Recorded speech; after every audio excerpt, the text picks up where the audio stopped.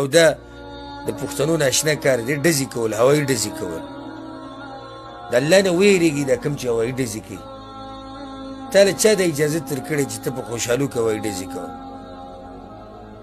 یعنې ته د خپل خواهش دپاره او د ځان د خوشحالولو دپاره نورو مسلمانانو ته او انسانانو ته نقصان ورکوې، ته په دې خوشحاله ستا ضمیر دا مني؟ شریعت هم تا منع کوي، انسانیت دې منع کوي، ضمیر دې منع کوي. ضمیر هم سړي ته وایي دا کار دې ناروا دی. دی به راوالي ګړز ګړز ګړز سیلی وایي اختر اعلان وشو.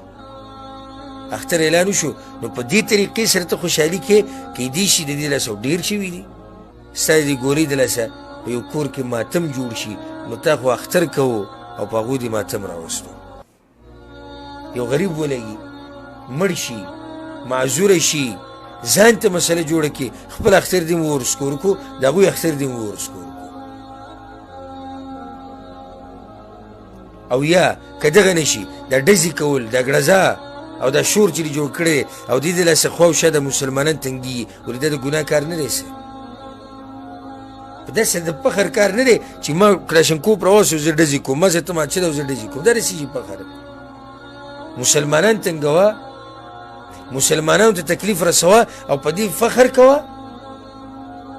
زما تاسو ته ګزارش دی، پښتنو، مسلمانانو، ورونو، قدرمنو، تاسو ښه هوښیار خلک یې، ښه عقلمن یې.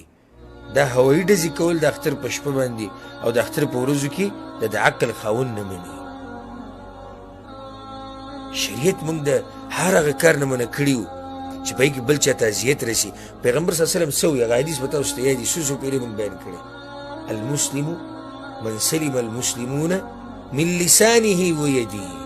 مسلمان څوک دی چې د هغه د لاس نه او د هغه د ژبې نه بل مسلمان ته تکلیف نه رسي، بل مسلمان ته اذیت نه میلاویږي، دا صحیح مسلمان دی. او دلته خو ستا د لاسه تکلیف میلاو شو.